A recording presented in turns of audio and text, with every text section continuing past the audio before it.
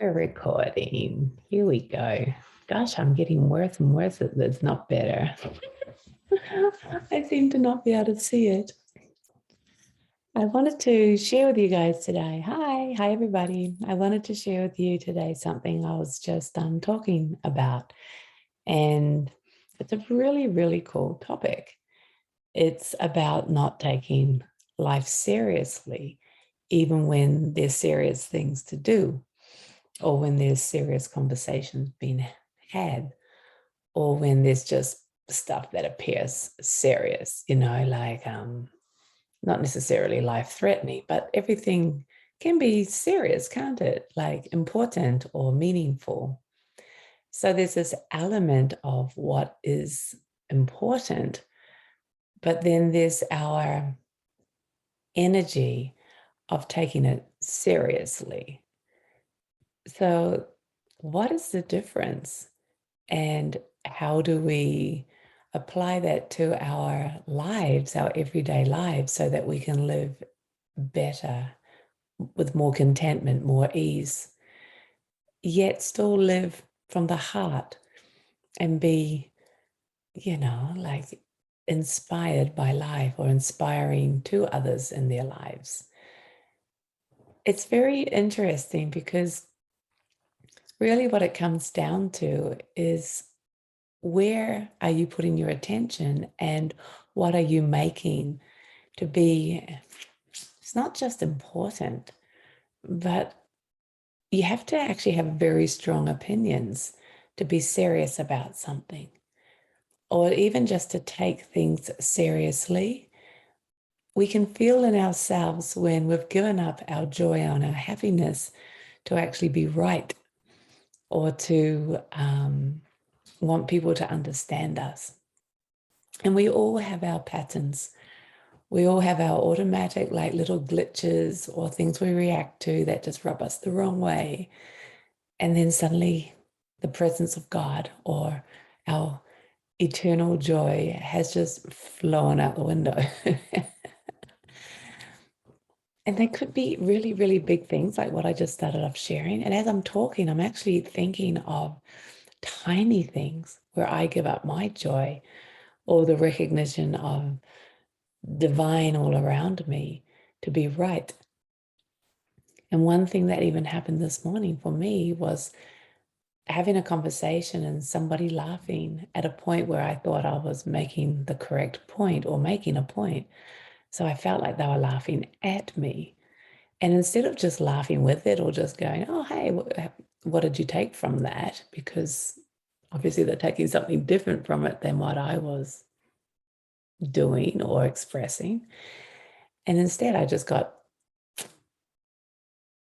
grumpy, opinionated. Would it be shut down? Was that the right word? Or just not wanting to demand why. And the contrast is that that's taking life seriously, isn't it? Like up until that point of whatever they did, I was just sharing and life was great. And then suddenly on a dime, I took the perception from them, what I believed they were thinking or reacting, how they were reacting. And then suddenly I attack. I need to know why. I need to demand for their expression. I'm trying to put it into words because we all do this all the time.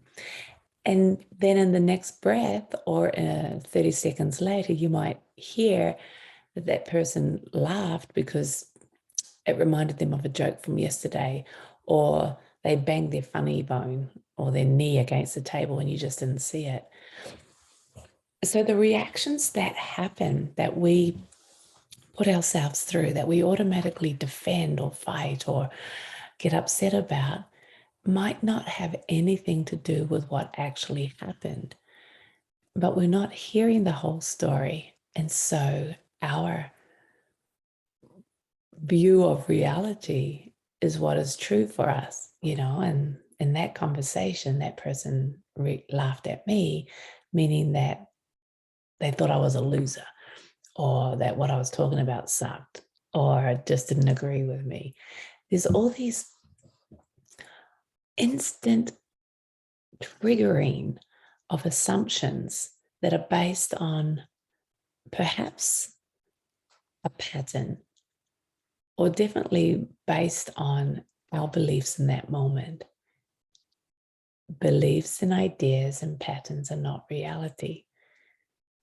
And it's incredible how much we can operate through these patterns with these reactions and actually believe it to be true. And I understand, guys, too, that we don't actually want to do it. Like, I don't like lashing out at someone, even if it's just one cutting little comment. It's not the person I want to be. So then why do we do these things? And then if you see the other person's reaction, this could be surprise or shock or fighting back. It's not what was intended in the original conversation, right? The original conversation, you're simply sharing, you're simply together, you're simply having a nice time. And then this kind of crazy left field energy happens, and then suddenly everything's gone bad. How much does that happen in life for you? And how much can you then take responsibility that it's patterns that are actually fueling this, so that then you can learn to either see the patterns or just not take other people's interactions so seriously and be triggered by it? Because you can't control them. You never can, and you never will. If you keep wanting to, well, then you're always going to be disappointed or upset. When is she going to get it? When is he going to stop behaving like that? Why can't that person just be like me? Well, the answer is probably never. It's not your right to actually want someone else to change. It's not your right to put your box onto them, to put your limitations onto them, to put your assumptions onto them. It's not your right. Because if it's true that everything's divine and perfect, well, then so are they. So is their interactions. So actually is you, if you choose to play with seeing your reactions, so that you can play with rising beyond those reactions or seeing them for what they are. And it's not about them. It then becomes about you. Oh man, I've always hated that. It always just comes back to me. And it's like, is that really what's going on? Is that really my fault? Or is it really me that needs to change? And the answer is yes, but with love. We're all on a journey of discovery, and we're all on a journey of meeting people where we're at, where they're at. And if we meet them coming from our patterns and our expectations, then that's what we're going to fight up against, our patterns and our expectations. That's the limit right then. But by just simply seeing it for what it is, which is patterns, it gives you and me and everyone the permission to just not take it seriously. And then suddenly you're still doing what you need to do. You still are who you are. And perhaps even they are who they are too, and don't need to change. Isn't that amazing? And yet life goes on. And in the meantime, you can go back or continue to live with this impressive joy.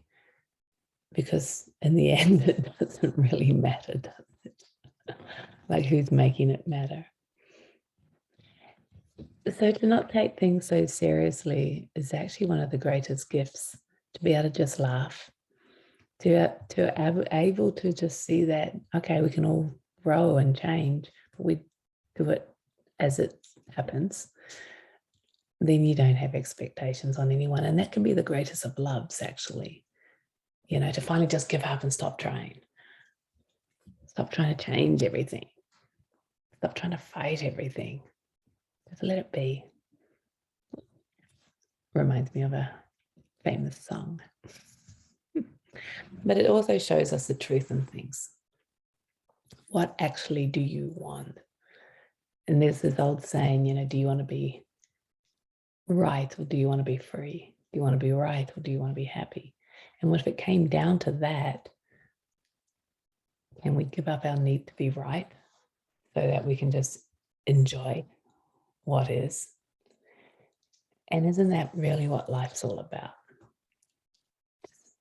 To enjoy this moment, to enjoy every day, to enjoy what's being presented to us.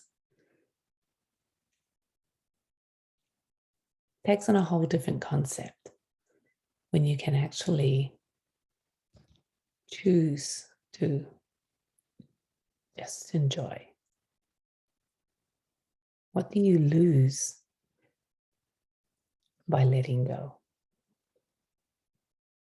And if you lose control or anger or judgments, you lose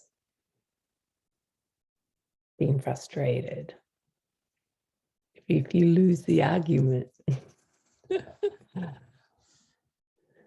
honestly, wouldn't your happiness be a better prize?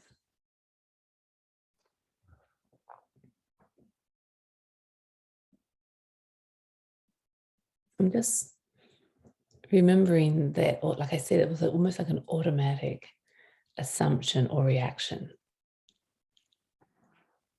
And it's like,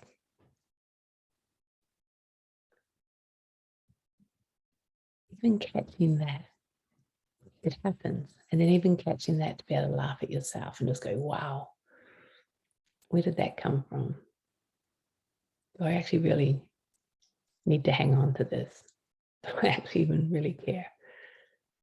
It's actually the greatest of love. Because then your care comes from that greatest love. Your caring, your actions to love someone actually becomes more pure, because those actions aren't always expressing love. They're expressing opinions in the name of love, but it's not actually love itself, right? It's an idea of, well, I need to be like this because I love you. I need to fight for this or react to this because I love you. And the answer is, it's not love if you're fighting. Love is loving from your heart with joy, with no expectations, with no need to change anything or anyone. To just let it all be divine.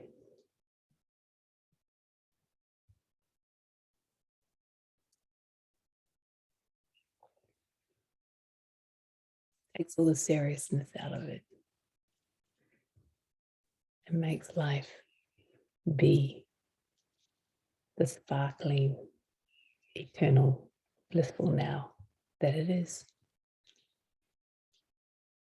No matter what's going on. I just that's it for this little recording. I think it's something we can constantly be playing with and being aware of, because those little jabs or reactions and the defending of them, like, well, yeah, I don't like that. Oh yeah, I don't like that person. Oh yeah, like we defend it. So it's right. It's so not worth it. What's worthy of your attention and your love? everything and everyone.